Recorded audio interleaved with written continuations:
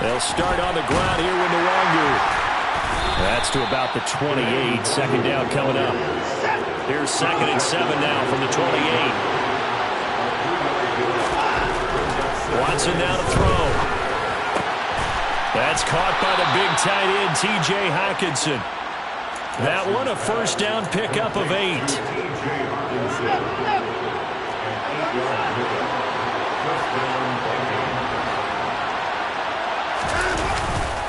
Now a give, running left is Nwangu.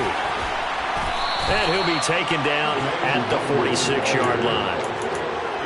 Now that was an excellent run. And when you see that happen, that's when you're seeing guys doing their job and then some people doing a little bit more. Offensive linemen and tight ends, they're expected to block. But the wide receivers, all they want to do is catch passes. So when they block on a big-time running play and create extra space, you've got to hit the jackpot there. So the ball moves into Lion territory now. Here's 1st and 10 at the 48-yard line. And they'll go right back to Nwangu. And great blocking downfield as he's got this almost to the 35-yard line. It's a gain of 11 as the Vikings pick up the first. So from the 36 now, 1st and 10. Watson, a little touch pass on the jet sweep.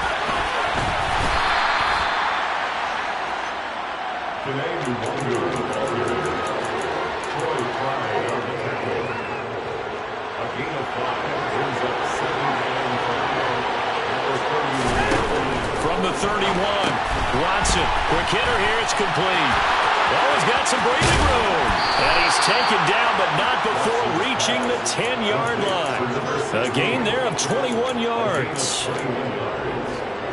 So not quite a 1st and goal. It's 1st and 10 from the 10. I like watching the wide receiver screen. And hit behind the line. He lost the football. It's loose. And this is scooped up by the Lions. And he'll take this back all the way up past the 45-yard line. Let's face it, everybody at the start of the game has a mental image of how they expect it to go, and I think that was going exactly as they scripted it offensively. Moving the ball well, seemingly in control, and that fumble, that's got to be a little bit deflating, don't you think? Yep, foiled the whole plan there, turned the ball over. They've got good starting field position as they come up here 1st and 10 at their own 46. And they'll begin by running the option. And right away, he lost the football. And the Vikings pick up the football.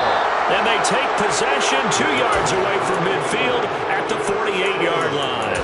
So a rocky start on both sides offensively. Turnovers exchanged. I saw what you did there. What'd I do? Rocky. Two Rockies. I saw that. I got it. And right now, they're carrying it around like they are wearing boxing gloves, and we're going to have that kind of a reference. They've got to get it together and start playing a little bit better ball. And he'll wind up getting this to the 32, a play that started at the 16, and that's how many yards they get. 1st down.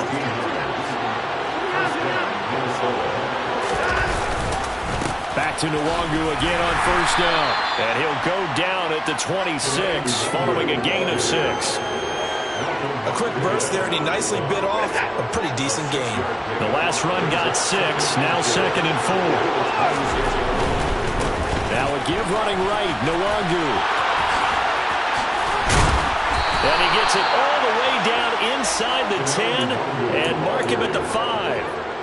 5 yards from the end zone, 1st and goal. Give left side here for Nwangu. And he will take this one into the end zone for a Viking touchdown. Kene Nwangu, his 5th rushing touchdown now on the year. And the Vikings use the early turnover to get on the board first here in this one. Elliott good on the extra point, and it's now a 7-0 game.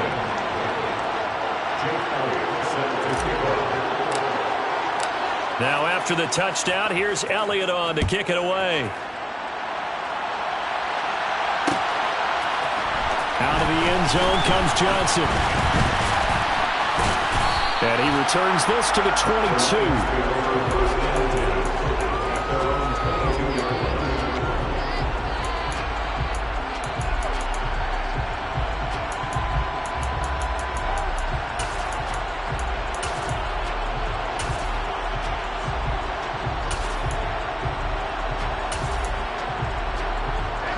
The Detroit offense ready to begin their drive.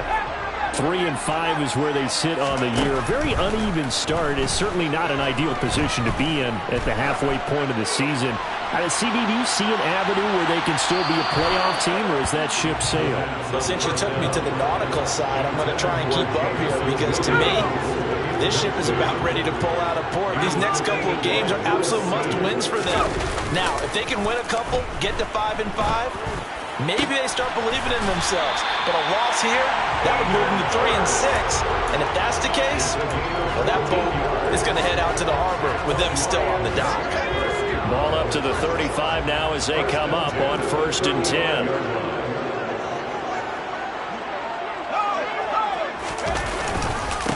First carry for DeAndre Swift. And he slips up past the 45 before being tackled. 12 more yards there and another first down.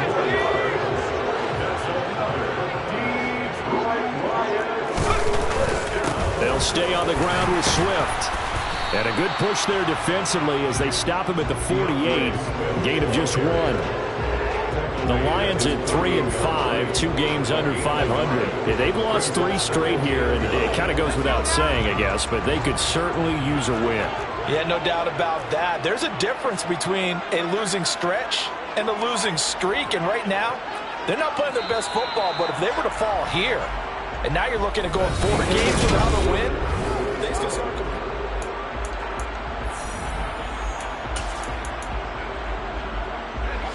Now it's 2nd and 9.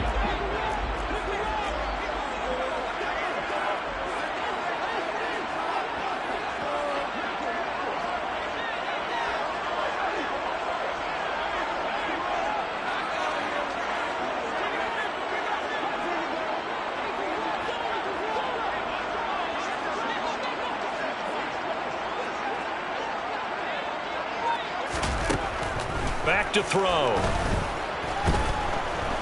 Escaping the pressure right.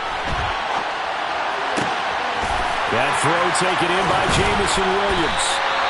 And they'll wind up getting this one all the way down inside the 20. It's a gain of 35. And that might be exactly what they needed to wake up this home crowd. They haven't given them much to cheer for so far. And never underestimate the effect the home crowd with you can have on a game. And he'll be stopped after a gain of only a couple down to the 15-yard line. And this is why aggressive defense coordinators love to blitz. It wreaks havoc because they end up taking their attention to the blitzers, freed up the D lineman to make the play.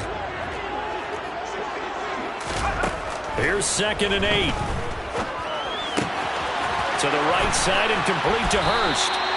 And the Lions are going to have a 1st and goal coming up as the tackle made at the 3-yard line.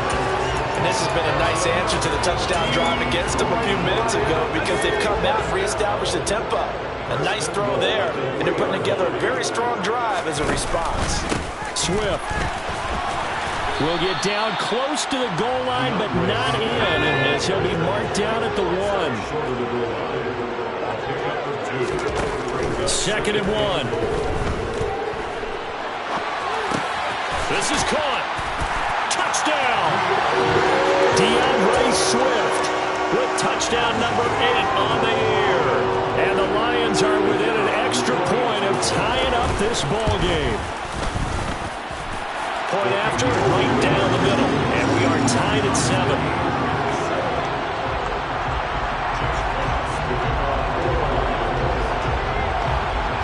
So all even at 7 now as they kick it away.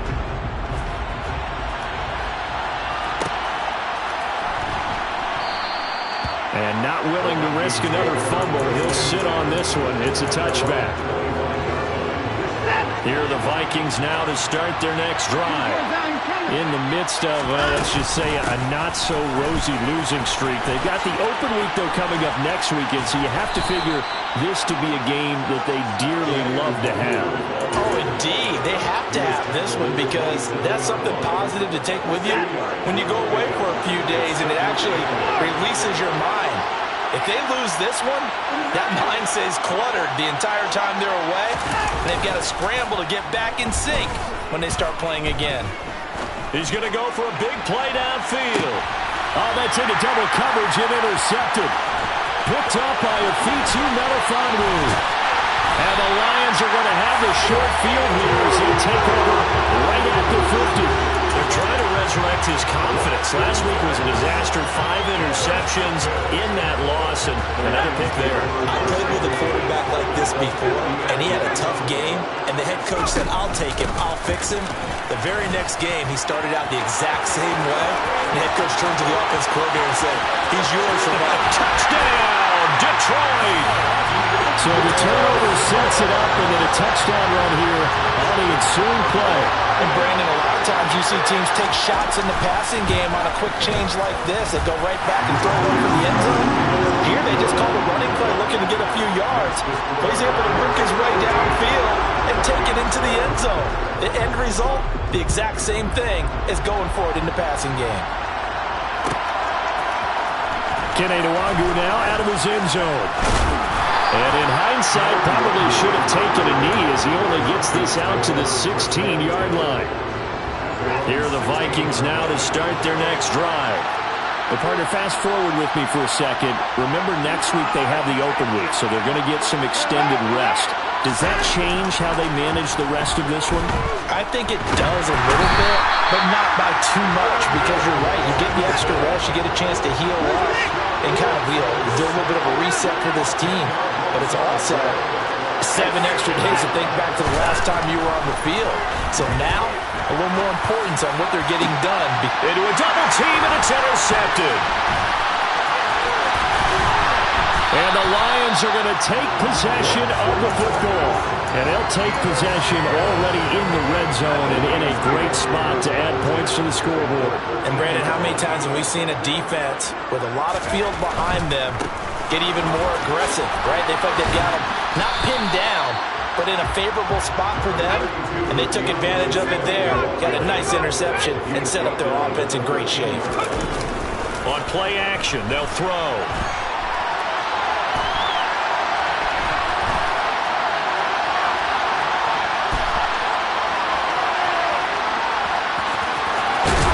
And he'll be brought down here at the 3-yard line. A good decision in the end to pull it and run, get some 9 yards and a first. They'll look to throw here. Looking end zone, but it's incomplete. Down this close to the goal line, first down. Surprised that wasn't a run. I am, and you know I'm old school. I want to run the ball on first down in this situation because second down, that gives me an option of running play action and maybe throwing it. They'll run with Swift. And he'll get into the end zone. Touchdown, Detroit. DeAndre Swift on his way to a monster game. 3 first-half touchdowns.